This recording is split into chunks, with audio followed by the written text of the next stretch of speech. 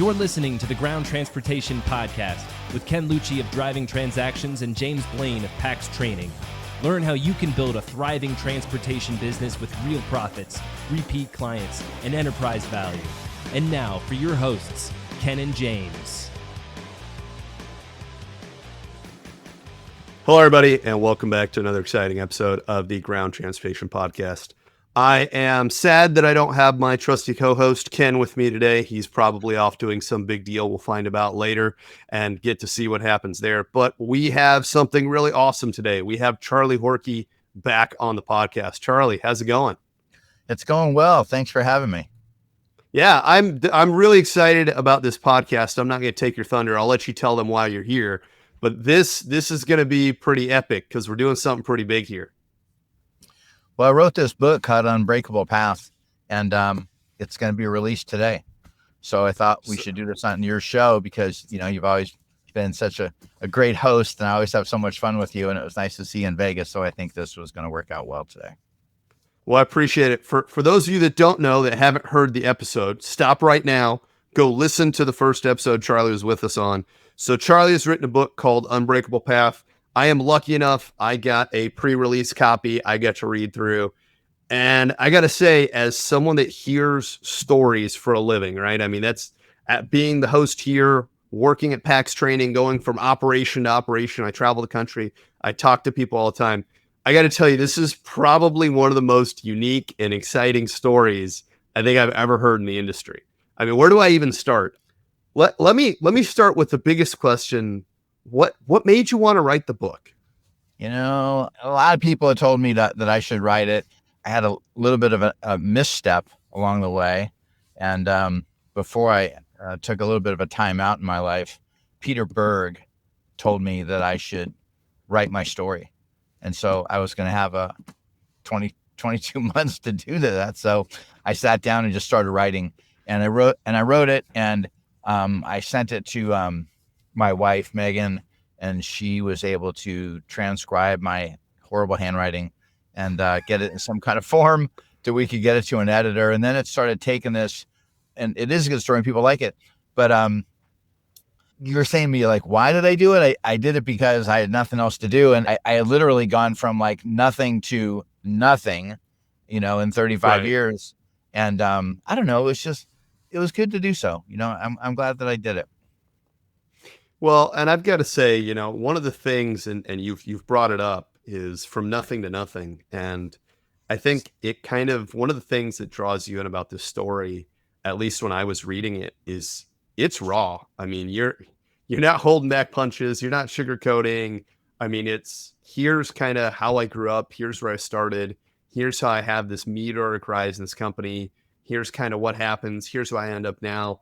And so I think one of the cool things about the way you've written it is a lot of people, when they tend to write books, right, we tend to see ourselves as like this hero and shed the best light. And I think it's a really kind of honest reflection. And anyone that's been lucky enough to hang out with you has kind of heard some of the stories that you tell. And it's really neat to kind of see them reflected on here. Let me ask you, knowing that this is one of those things where, you know, you were just kind of, hey, I want to get the story out there. I want to put it out there. Was there any kind of moment when you were writing this where you're like, oh man, I got to hold that one back, or I don't know if I should put that one in the book? Like, did you ever have that kind of moment, or is this one of those things where you just kind of poured it all in? No, you know, the book is 109 pages, and I could have, you know, what I learned in this whole thing is that like my story in first person might be interesting.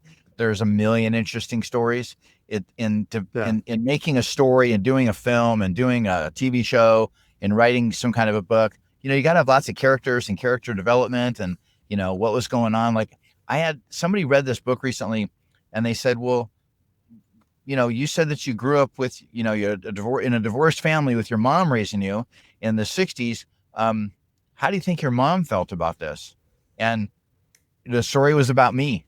And so I read the story. I wrote the story in first person, and I don't know. You know, what I learned about doing this is you have to be awfully careful.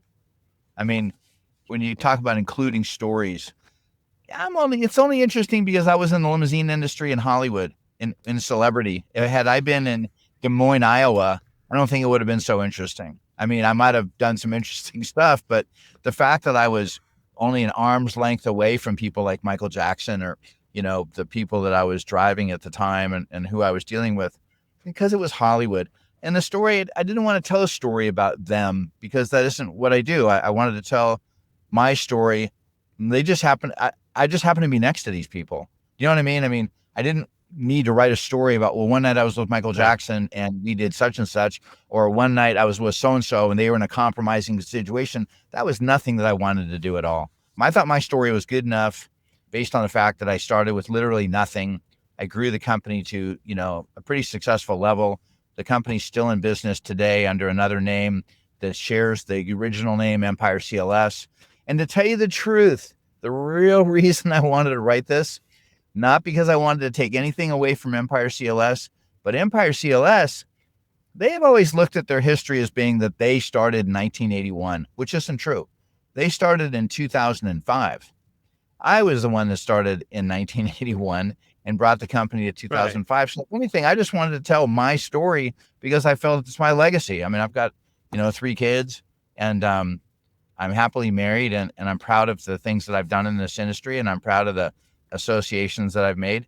When I talk to people today, they know who Empire CLS is and they're amazed to find that I'm the C in CLS. And that means something to me. I mean, they would never be anything without my having done what I did. And so did I write the story for them? No. Did I write the story to, to set the record straight? Yeah, for sure. I mean, but not with a vengeance, just because it was mine to tell. Well, and I think, it's funny because we live in this age of like all these powerhouse CEOs. You think of like Steve Jobs, Bill Gates, all these guys, they're in this basement, they're working hard.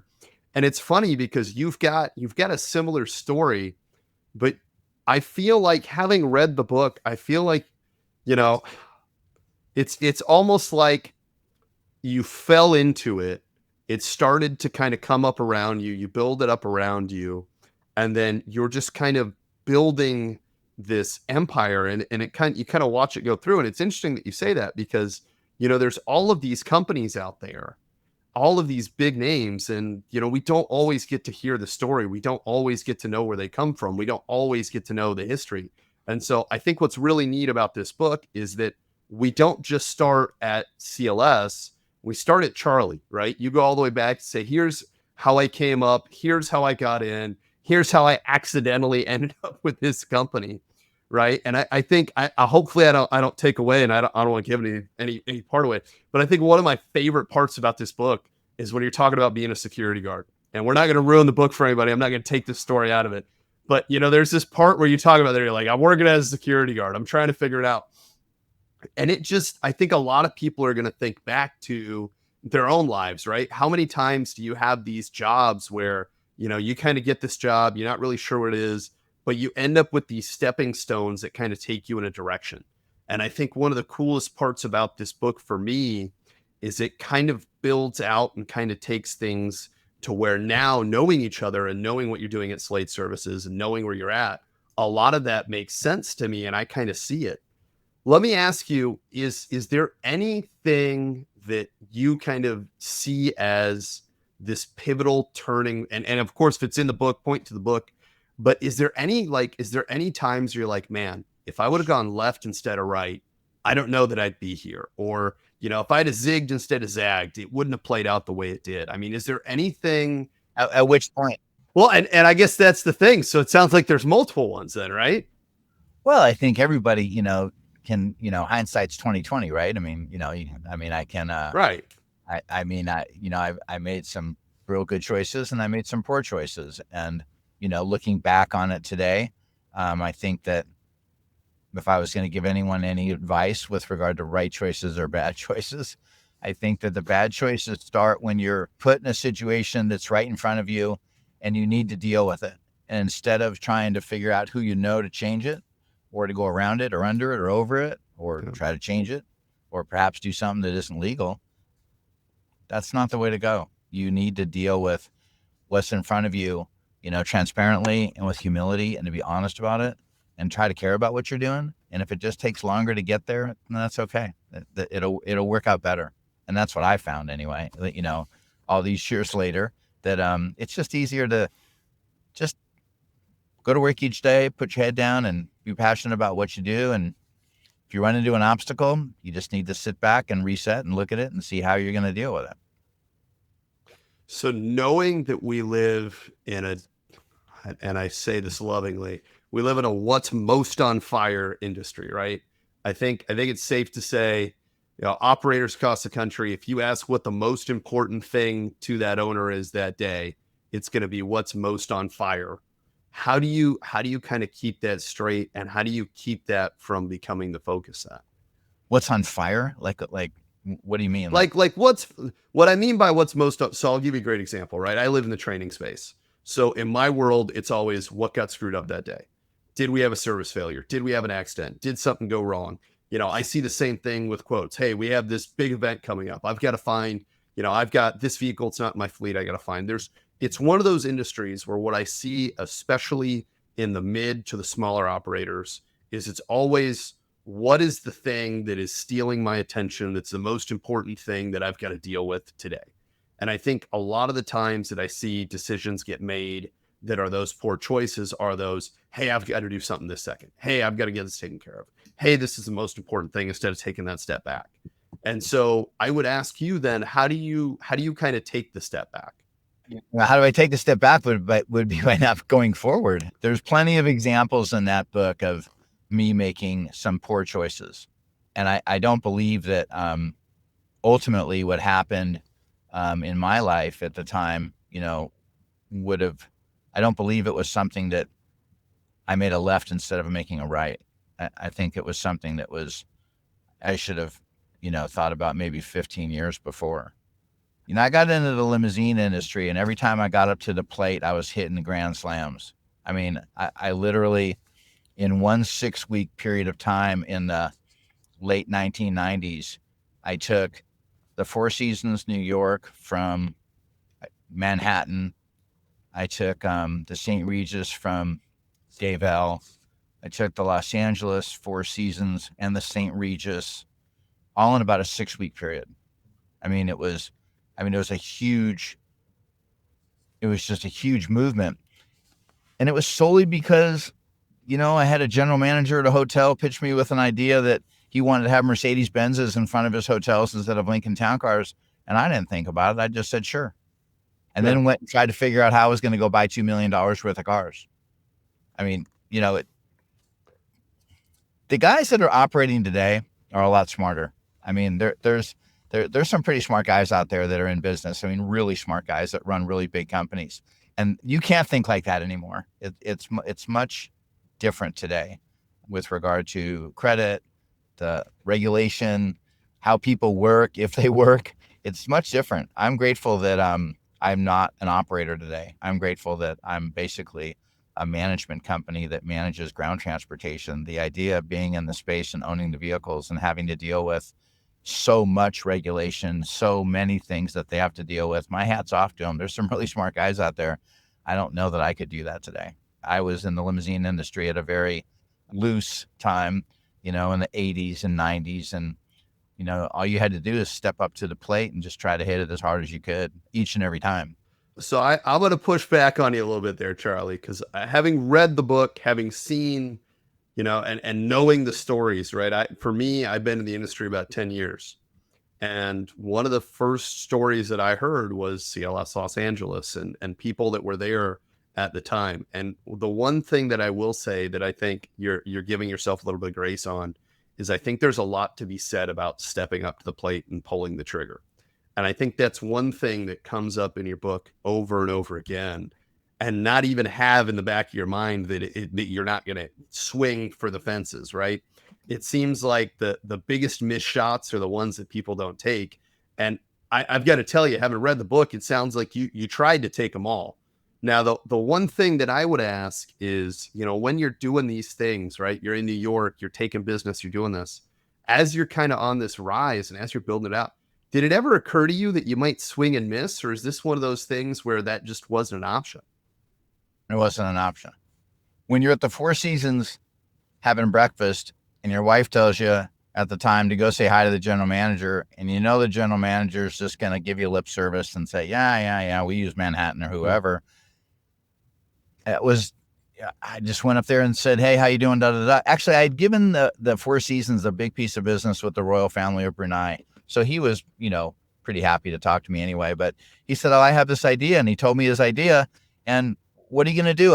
I just opened up in New York. I was doing like $4 million. I was getting doors slammed in my face. The rock stars were using me. Some business people were using me. But a major hotel like this, the last time I had a hotel contract was the Ritz-Carlton Marina Del Rey.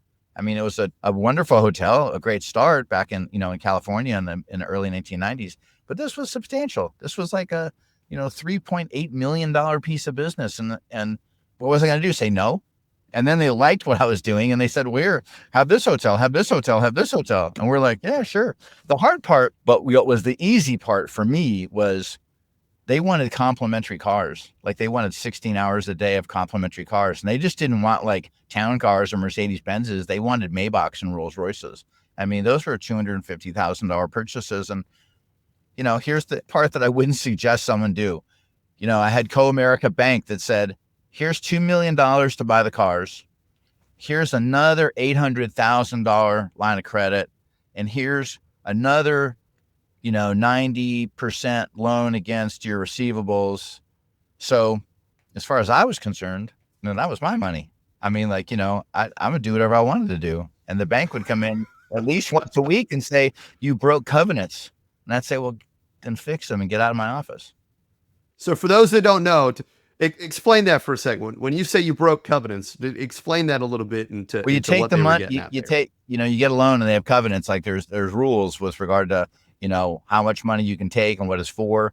And I saw a company in San Francisco I wanted, which was totally stupid. And it was like $800,000. And I wrote them a check. And I go, here you go.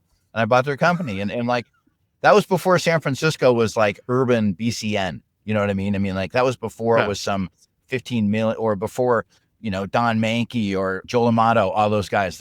They were in business, Bill Wheeler, all those dudes, but it wasn't. This was the mid to late 90s that kind of taking a crap there with that, .com boom. And this is the dumbest thing I ever did. But anyway, if you're doing business with a bank, you need to consider them as your partners and you need to be respectful and you need to be damn concerned about what they view the money and how you're using it. At the time, coming off of the 80s and 90s where, you do what we tell you to do, we're not going to use you anymore. And pretty soon you're into these guys for $10 million. And, it was all going pretty well, until it wasn't, until things, life happens. You get divorced. That was expensive. 9/11 happens. The world stopped. The recession came. People didn't come to Las Vegas anymore. Those are pretty big factors that were beyond my ability to step up to the plate and smash it out of the park. I was not trained to be in the business that I was in. I didn't go to college. I didn't, I barely finished high school. I'm not saying I'm dumb. I'm just saying that you guys have had some other guests on your shows that are pretty damn good business people that I'm not sure given the same opportunities, what they would have done. I mean, look at a guy like David Seelinger. He took over the existing company, had a lot of work to do cleaning up my mess, and they're still here today. I mean, clearly. So someone that knew how to speak investment banker talk, that wasn't me. My emphasis was always the client. My pursuit was to make the company great. My pursuit was to make sure that we had a zero tolerance for failure, that we were the best. In the 1990s, if you were a music or a film executive, it was a status symbol to have an account with CLS. I fired people from record companies and they told me, no way, we can't leave. What can we give you? What can we give you to stay? Because we need to keep this account. It was just a totally different time. And then my competitors at the time, they were good, but they had not caught on. And most of the people that I was competing against were done. I mean, Harold Berkman, he was retiring. He eventually, unfortunately, he passed away too soon. Scott Salambrino, I don't know what he was doing, but he wasn't doing what I was doing. And it wasn't as organized. It wasn't as strong as it is today. Today, it's a much different industry than it was when I started. Well, but I think there's a lot to be said about the times and what you were doing, right? Because I think a lot of people like to think, hey, it was the times, hey, it was where we're at. But I think one of the things, and we talked about it in our last episode, and it comes up in the book, is a lot of what you were doing was building connections and shaking things up and doing it kind of your way. I can tell you right now, I did some fact checking on you, and I got to tell you, the stories of having a guy jump off a pier, having to run through the tunnels of Los Angeles, I got to tell you, I have to yet to find a video, but I do have access to people that worked with you back in the day, and all of them have gone, oh yeah, we remember, we heard about that. Yeah, he totally would have them do stuff like that. I mean, just the environment that you created, the way you approached it, I think was so unique and different that you kind of were the disruptor of the time, right? You were the disruptor. You were doing it different. You're approaching it different. But I think one of the big things, and there's some serious star power in this book that you talk about, is I think part of this, and it comes up on our podcast all the time, Charlie, is I think it comes down to connections and understanding, hey, you've got to connect with people. And it sounds like you've had some mentors along the way. And I think that, and correct me if I'm wrong, it seems like a lot of those connections, a lot of those people that you were able to befriend and work with and build confidence with are a lot of what kind of put you on that launch pad that lets you get to where you were. Again, it was a different time. It was a much, much different time. I mean, imagine your cell phone being a profit center in your cars. That doesn't happen today. But when the cell phones first came out and all through the 1990s, you'd make more money charging for the guy that was on the phone to ride to the airport than the cost of the car to the airport. Yeah. I don't know how to say this well enough, but you could get away with a lot more back in the 80s and 90s than you ever could today. I mean, I can't really put my finger on it exactly, but it was just easier. It was easier and it wasn't as difficult, and it worked out. It worked out well. Yeah. So let me ask you, one of the things you mentioned is there's so many great business people today, all these things. Do you remember at your peak, at the largest that you were able to build out CLS? Do you remember what your revenue was that year? It was like 70 million. So I wanted to ask you that because I had a very strong guess, and I would say that I don't know very many people in the industry that wouldn't absolutely be happy to have that number. And we're talking, years and years ago. Let me ask you, you mentioned the times are different and things are different. What do you see that stayed the same? If I'm someone that has a business, I read your book and I think to myself, hey, it was an awesome book. What are kind of the top things that I should get from that, or that stayed the same, or that still apply, that I could pull through? What are you hoping to give people out of this book? I hear that all the time. People say to me, what's the secret sauce? And I hate that. I mean, because I just don't believe there is a secret sauce. And I don't believe that everybody that wants to be in the limousine industry gets to tell my story. And I don't think that everybody gets to be rich just because they're in the limousine industry. We have everyone in this business literally from jail to Yale. I mean, it's what do they say? It's $1 billion or $3 billion industry, and 98% of it are made up of like 250,000 companies. I mean, 1 and 2 car guys. I mean, look at Robert Alexander. They do over $100 million a year. I mean, is that my target? Yep. When I first started doing this, I mean, my target was Music Express. I just decided I was going to emulate everything that they did as far as the professionalism and what I saw and what they built. They built an exceptional company in Los Angeles and New York. They cornered the music industry, lock, stock, and barrel. And so I think that, if you're going to get good at something, well, you want to emulate the guys that are better than you, or that can, that look, that you want to be like. And so that's what I did was, I just kept wanting to be better, work harder, stay longer, get up earlier, do whatever it took. And so it just worked out. There was many opportunities that I had that I manifested. I mean, from being in the rock and roll business at an early age, providing ground transportation. That was just what I did. I mean, what do I think people are going to get out of this? In making this book, the hard part was getting it on paper. And so I met a publisher where you can record everything. And so you record everything and then they edit it. And that's spooky because this guy's version of what you did. So I would say that the story is a really, really good story. You said it's a really good story, but it's a pretty watered down version. I love the story. Did I talk about the time I got in a gunfight when I worked for the Bel Air Patrol? No. Did I talk about, things that would compromise my family? No. Was there some pretty gut-wrenching, horrible stories with drug addiction and being in business and failing my children? Yeah. But I mean, that wasn't what this book turned into. This book turned into more of kind of a cautionary tale to some extent. I think it is a good motivational book, for sure. I mean, it's the book does tell you that it's possible.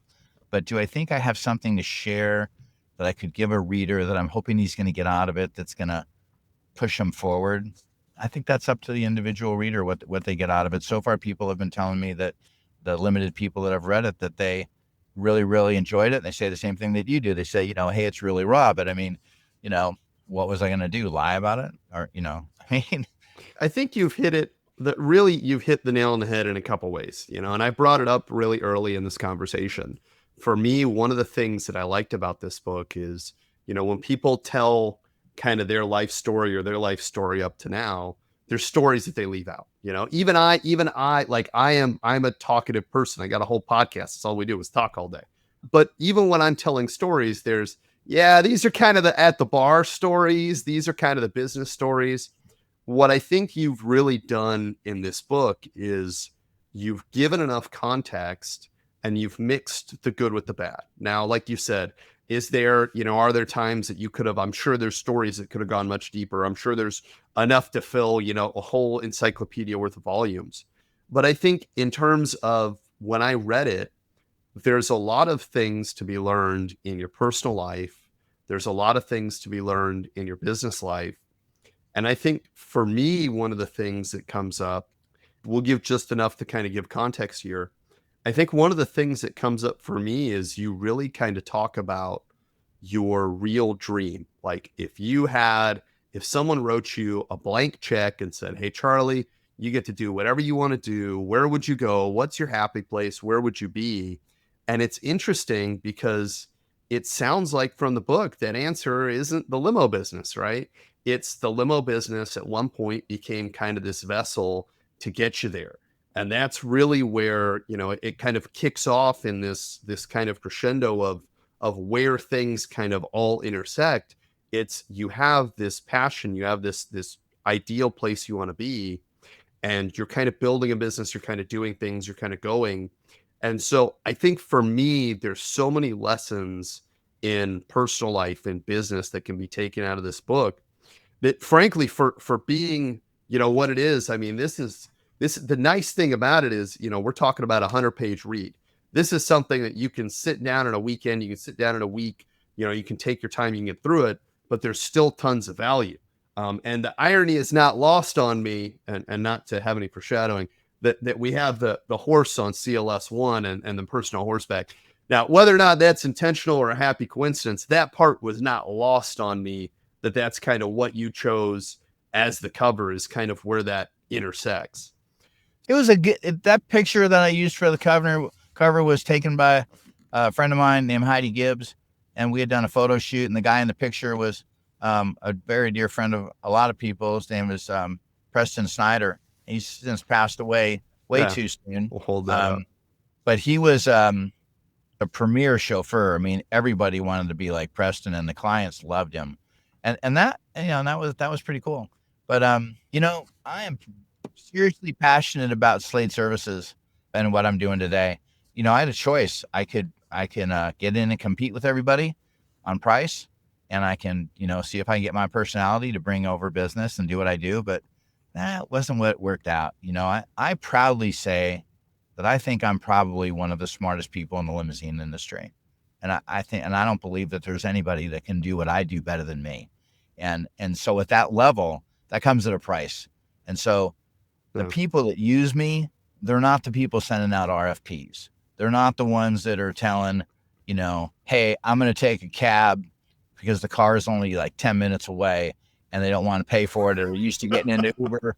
I mean, the people that are calling me today are people that value what I do, which is a part of their normal ground transportation needs because that's who they are. That's the level that they work at. I would say that I'm a specialist today. If nothing else, I've been doing this for 45 years and I'll do things that most people won't. Most people say that they're in a 24-hour business, but they don't answer their phone 24 hours a day, or you can't get a car out of them 24 hours a day. People call me and they say, hey, it's 10:45 at night and I need an as directed at 1:30 in the morning. And it's the artist that's performed in that city and the city's already sold out. But we get them what they want because they're paying for it and because they want us to deliver. And I get off more on that. I like being successful, and I like being successful in complicated, difficult situations. And that's what my business is today.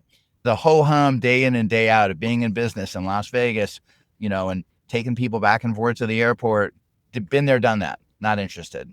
I like taking care of the 1%. I like the 1% of the 1%. I like the billionaire class. I like the challenge that I'm given. I like the people that I work with. And quite frankly, guess what? I'm not really competing with any of my friends, to tell you the truth, because they need me and I need them. At the level that I work at, I don't think there's many people that are right behind me. I think that there's everybody else and then there's us. And I'm still here, so I think they have to consider me.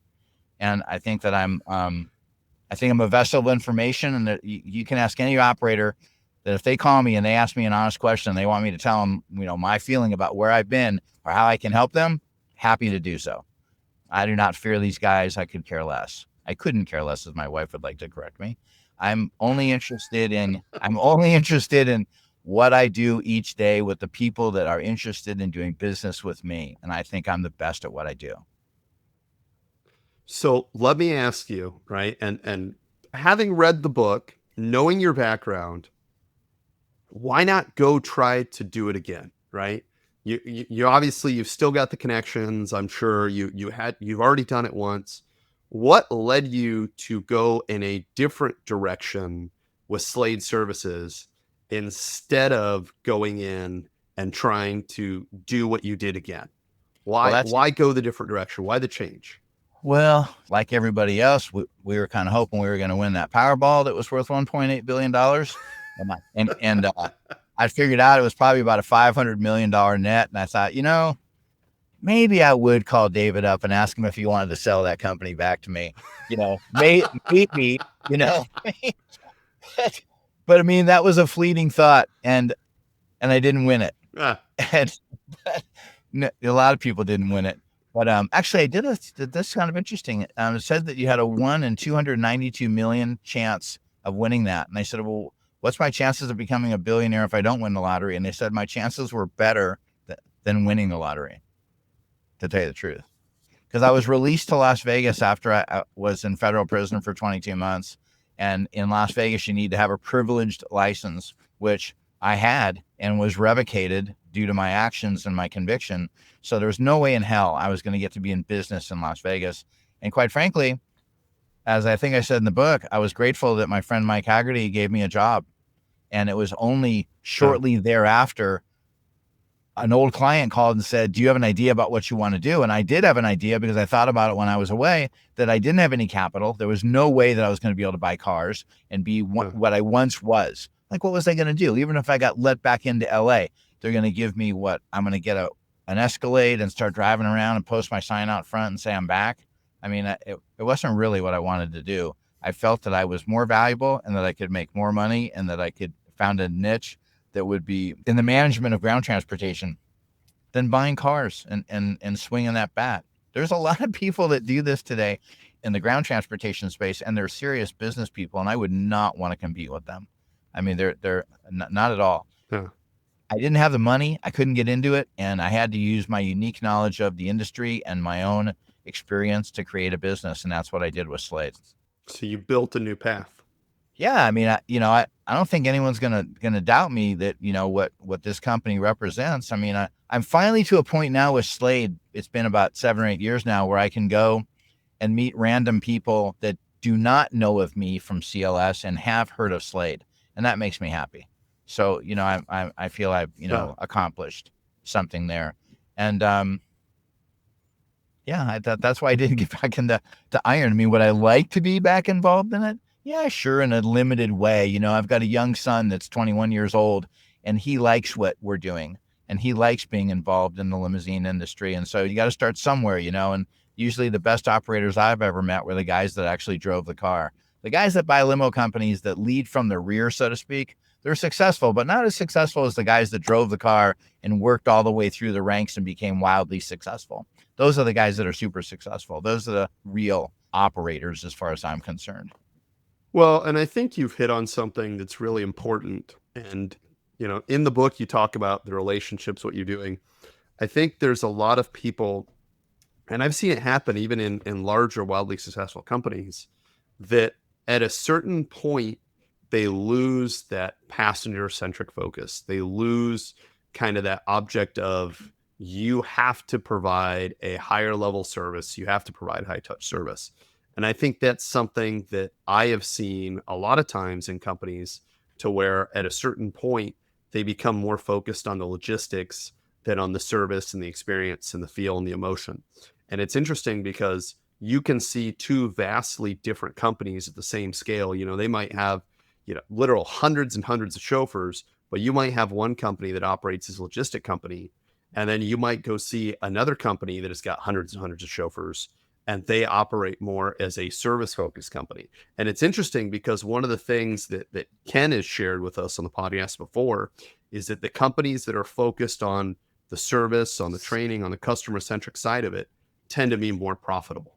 So I've always found that interesting. And that's something that you talk about in the book, that you keep and that you had through and through. For you, where did that come from? Well, you take care of the customer and the customer will take care of you. I mean, I worked in Las Vegas and with the MGM property when they were building the city center, and I got to be around, guys like, Bobby Baldwin and Bill Macbeth and Steve Wynn, and they all had this same thinking, which was that if you take care of the customer is going to take care of you. If you take care of the company's going to take care of you. And it's got to be all about the customer. It's got to uncompromisingly be all about the customer, because I don't even have a good example of not making it about the customer. Or I just find that the guys that put their own personal brand, I say this all the time. People say, I provide 5-star service. And I always say, great, where'd you learn it? And nobody has any, they don't know. They just think because they say it, that's who they are. And that's part of it. But if you don't have any background in it, you don't really understand it, and you don't really understand an idea that we truly are professionals serving professionals, right? If there's no ethos as to why you're doing what you're doing, well, then you get a chauffeur that'll show up wearing a flowered shirt and a funny tie. And by the end of the evening, he's wearing a T-shirt and a backwards baseball cap. And at the end of 12 hours, the security guy calls you and says, these guys supposed to be wearing suits? Our clients get pictures of their cars and their drivers and how they're dressed in real time. Airplanes are landing, and they've ordered cars from, I'm using RMA in Washington, D.C. I tell Henry I want a picture of all the guys lined up, ready to go. And I send it to the tour manager. And the reason why I do that is because it makes them feel better. I've heard stories of tour managers landing in the wrong city, like Springfield, Missouri or Springfield, Illinois. I mean, I wouldn't want the cars to be at the wrong city. You know what I'm saying? I mean, there's so much that we can do, we have time to do, and that we can do with regard to making the customers. Listen, I'll tell you a funny story. I was driving Sting in Miami, and he walked out of the studio, and the car wasn't there. Well, he didn't call anybody. He just pulled out his phone. He knows how to use Uber. And he went click, click, click. Yeah. Well, 2 minutes later, a car walked in. He got in. He went where he had to go. And he didn't care at all about it. It was just, had the car been where it was supposed to have been, he would have got in it. But left to their own thinking, everybody knows how to use Uber. So the fact that they continue to make a conscious choice to pay for a real service, you got to be really, really good. And I think the other thing that you bring up, and we talk about this all the time, is how many times is that going to happen before they stop using car service, right? How many times do you think it's going to take for that person to not be there, for it to not work out to where the guy builds a habit? But the third time they do that on Uber, now it's a habit, right? You've probably lost it. And let's get real. If you get to the third time, you're lucky. Yeah, you know something though? It takes a lot to get rid of a client. It's easy. It's easy for a limo company to drop another limo company in a matter of seconds, before biting into a tuna sandwich. But a real customer that's loyal to you, to your company, they're not going to leave over an incident or two or, something like that. I mean, they're just not. That's not been my experience, man. I don't have a bunch of customers that are, telling me that they had fake Ubers, but I'm just saying that most people, if you take the time to get to know a real business, people always say to me, they go, can you get me this business from so-and-so in the limousine industry? And they all want to do business with each other. And I got to tell you, this is a true statement. You ask anyone that worked for me at the time. I did not do farm out business at CLS ever. I did not grow my business doing farm outs. I wanted my cars available for business people that were using my company. So I've always thought that the affiliate business was decent, but you go to sell your company and you go, oh, this guy gives me X number of dollars. Ask your friend Ken Lucci. I think he's going to tell you that they deduct the amount of money because that revenue is not stable. It's not like a real business. Because they could give it to another company in a second. So you talk about, one of my favorite stories in here, and we won't go too deep into it because I think the book tells it really well, is when you're dealing with, I believe it's the royal family of Brunei, who you mentioned earlier. You've mentioned just now getting these clients that are real clients that have gotten the time to get to know you. How do you go about, for some people, building relationships is easy. It's natural. Some people have got to work at it more. How do you go about building the types of relationships and the types of connections with people that will get you to a point like that? How do you, obviously, you started from, nothing all the way to serving one of the royal families. How do you build connections that get you there? Is there any kind, and it's probably a whole another series of books, I'm sure, but is there any one piece there that sticks out? Yeah, there was a driver that worked with me, a chauffeur named Masood. He's a lovely guy. He's still driving today, and a fabulous chauffeur. And he had a relationship with a guy named Steve Hui, Hui, and he was in charge of security at the Beverly Hills Hotel, which was owned by the royal family of Brunei. So when they would come to North America, they would contact their guy, Steve Hui, for ground transportation. And he contacted Masood. Masood brought me to the meeting, and the guy said, okay. And I was in. I mean, it was a chauffeur. Just like that. Just like that. I mean, listen, I had to perform, but we did. And I mean, the rest is history. But yeah, that's how I got that account. It's the same thing with NetJets. I was friendly with a client of mine, Casey Wasserman, who invited me to breakfast at the Beverly Hills Hotel with a guy named Richard Santulli. And Richard Santulli was the chairman and chief executive officer of NetJets. And so, I had breakfast with him, and we talked a little bit and saw that our businesses were similar with regard to direction of what we were doing. And then 8 months later, he called me up and asked me if I wanted to take care of his entire company because he was upset with the limousine company that he was using. And it was really just a matter of getting on my airplane and flying to Columbus, Ohio, and I got the deal done. I mean, when you have horsepower and you're rolling and you're in business, it isn't hard to get more business. You know what I mean? Like At the time that I got the royal family of Brunei, that was 1995, and I probably had, I don't know, at least 20 or 30 cars in LA or so. I was doing about $10 million a year. Okay. I can't remember ever really bidding for a piece of business, to tell you the truth.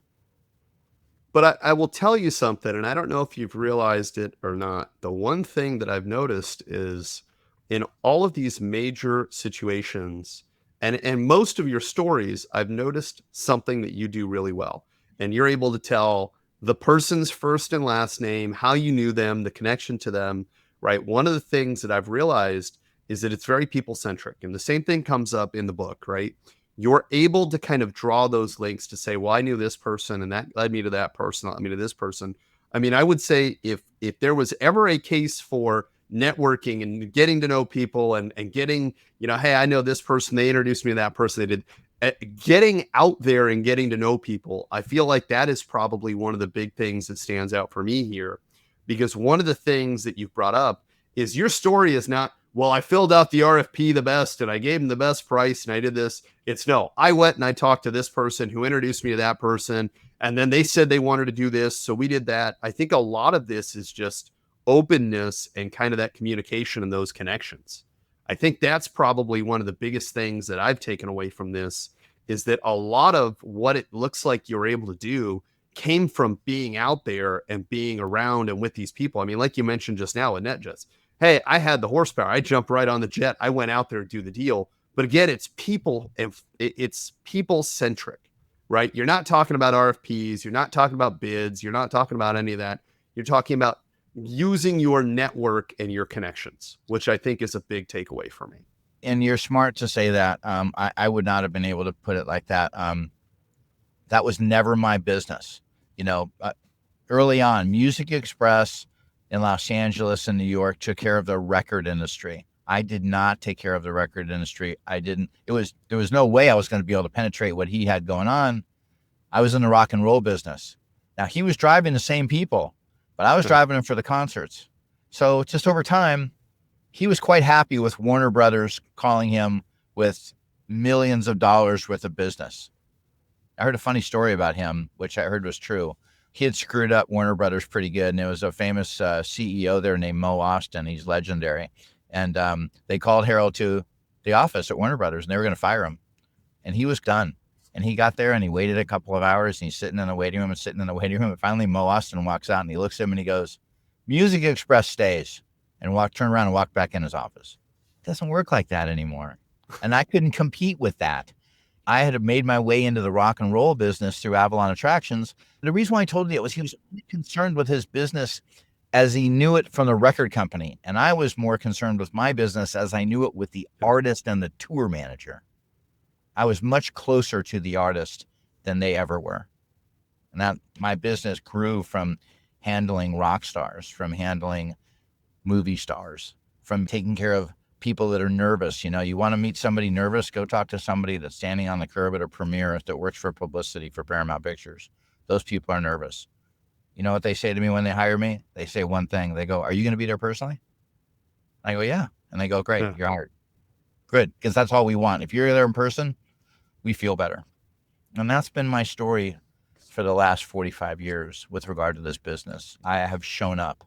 And if you show up and you can perform and you can be transparent when you screw up, you get to stick around, I mean, I just appreciate being on your show. I love being on your show. I like what you're doing, but man, it's hard sometimes, because there's so much that I could tell you, but we don't have all day. And a lot of stuff I didn't put in the book. You talked about writing that book. I could write a whole book on just my experience in Las Vegas. I mean, if I looked at it I can only imagine from 1995 until current day, that's a great story in itself. I mean, there's plenty to talk about. My wife tells me on a regular basis, "You haven't really written the story." I basically took everything that I wrote, and I've been able to put it in a format that became this book. And so when you said, "Why did I write it?" I'm hoping that if anyone reads it and they get something out of it, and they're in the limousine industry, great. If they're not in the limousine industry, give them some kind of hope, great. But I wrote it as being a calling card to perhaps maybe get a speaking job. If someone wanted to hire me for a podcast or something like that, or for, maybe it's interesting enough where, a screenwriter reads it and says, "Tell us more."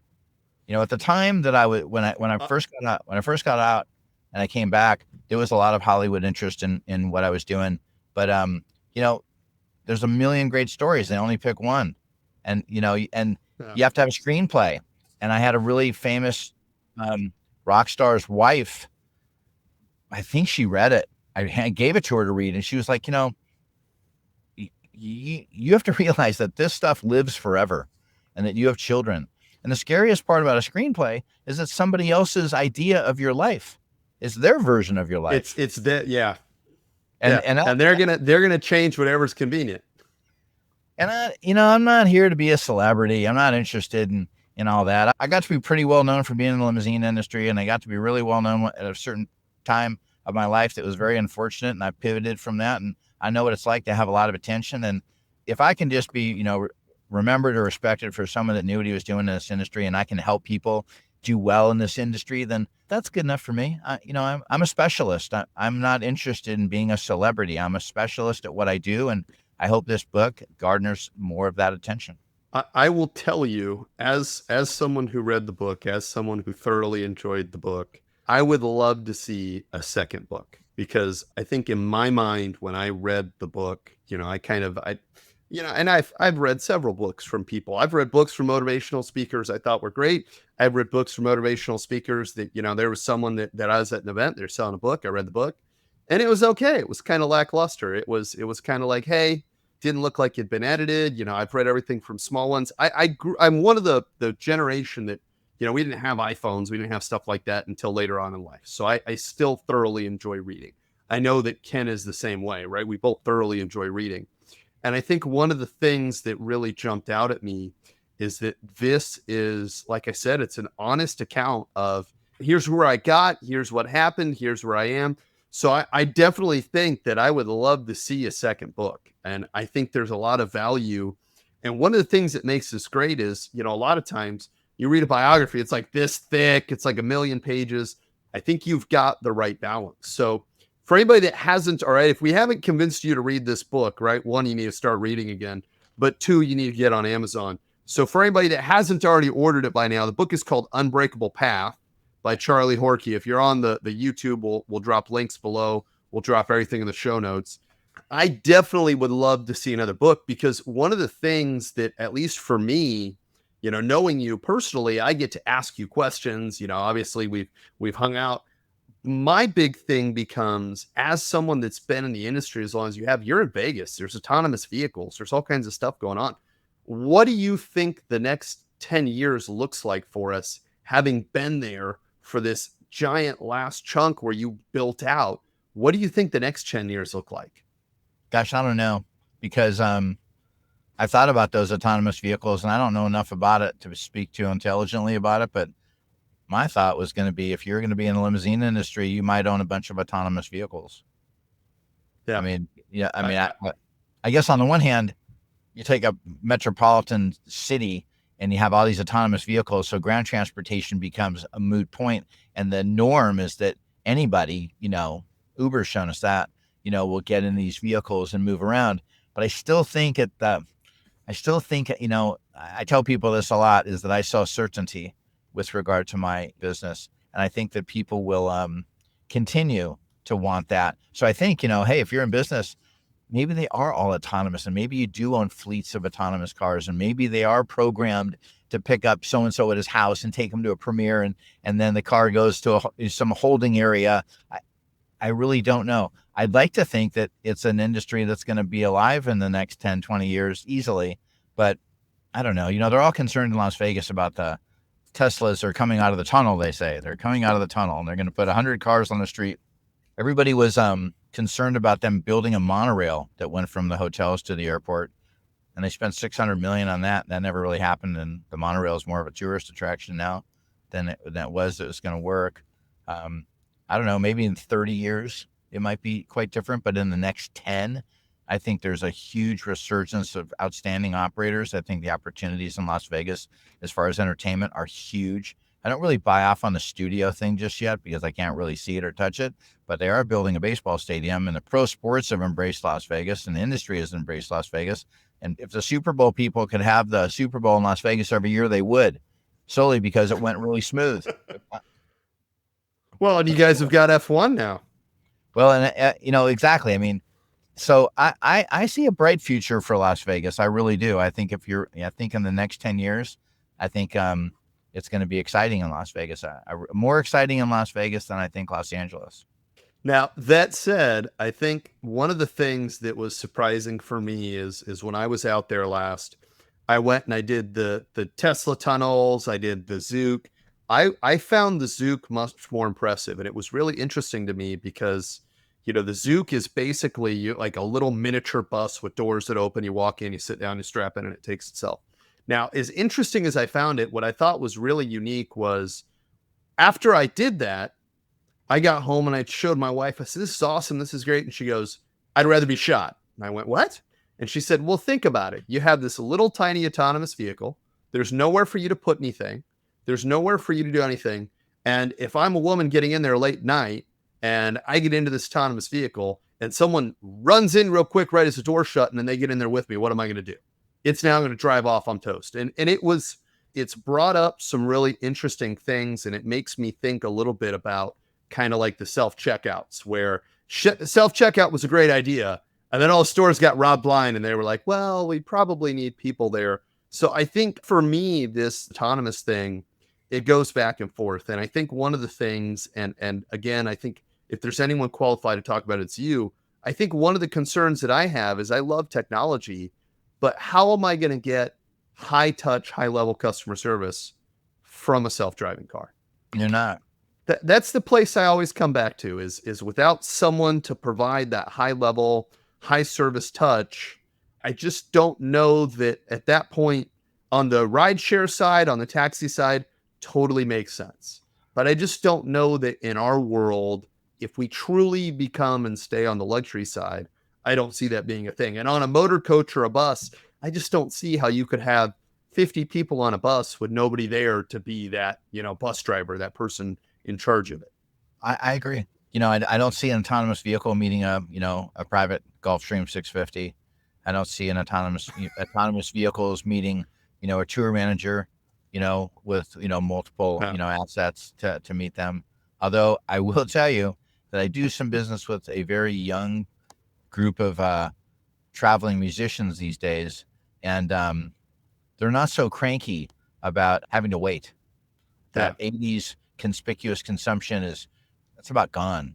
I mean, there are people that want service and there's people that demand it because it makes their life easier. But I had this one rock band. This is interesting. I had this one rock band, and you know what they hired me for? They hired me to make sure that each car had a rider in it. And I don't know if people know what that means, but basically it's their request of what they want in a car. And these guys wanted like 6 different waters, beers, energy drinks, pretzels, potato chips, and it had to be a certain setup. And there were certain levels. There was like the 3-passenger, the 6-passenger, and the 12-passenger setup. Now, they would do a concert, and they would let the runner bands take them all over, and they would just have these vehicles show up to take them home. They were simply transfer vehicles. And even in Europe, we did them all over Europe. They had to have the rider in the car. And when we told them that some people wouldn't prevent alcohol in the car, they said, no, got to have alcohol in the car. The only thing that they wanted was those riders. It had not a damn thing to do with the ground transportation experience.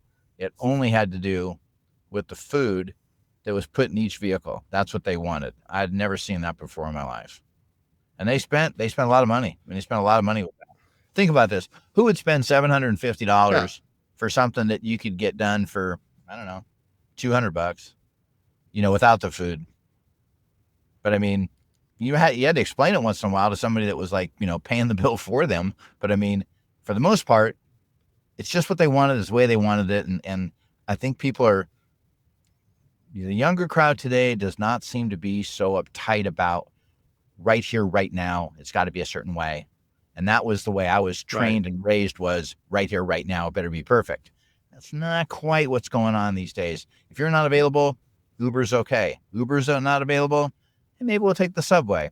It's a different mindset. I do business with this band, and I don't want to mention who they are, but it's a young band, and they're very famous, and they are not interested in my expertise.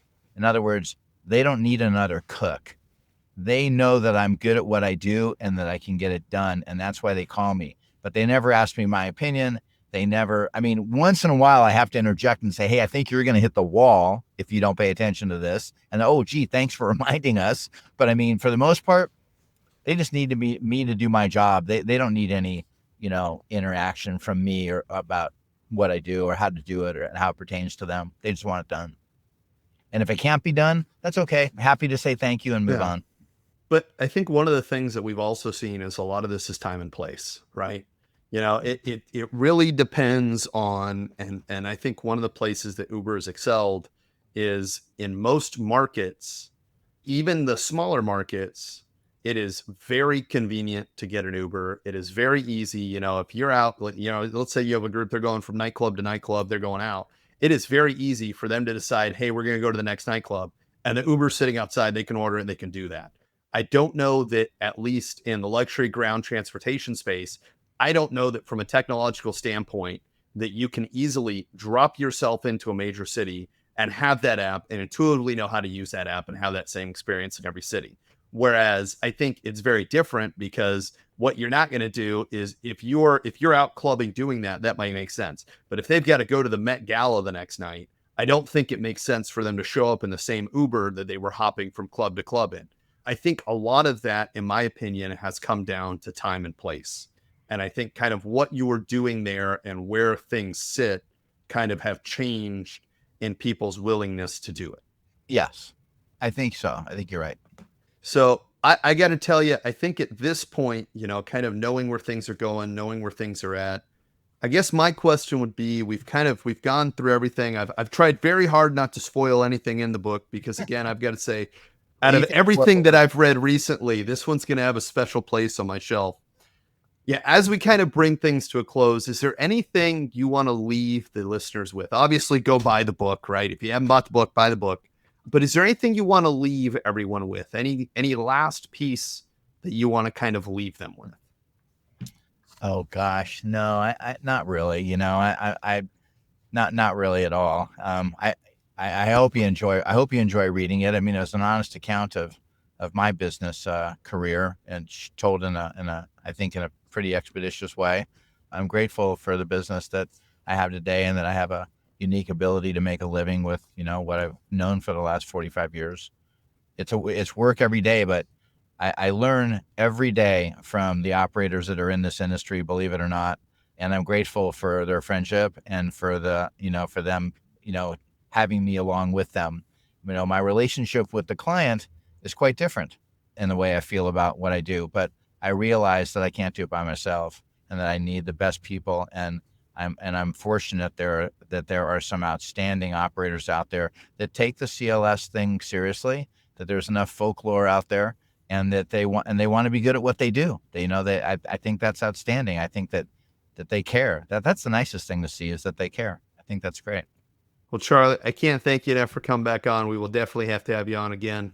One last time, if you haven't ordered the book, right? If we haven't beat it into you yet, get on Amazon. There'll be links in the description. Easiest thing to do, Unbreakable Path by Charlie Horky. Look that up. Make sure you get yourself a copy. It'll definitely be worth your time. Again, Charlie, I can't thank you enough for coming on. And thank you, everybody, for listening. Thank you for listening to the Ground Transportation Podcast. If you enjoyed this episode, please remember to subscribe to the show on Apple, Spotify, YouTube, or wherever you get your podcasts. For more information about PAX Training and to contact James, go to paxtraining.com. And for more information about driving transactions and to contact Ken, go to drivingtransactions.com. We'll see you next time on the Ground Transportation Podcast.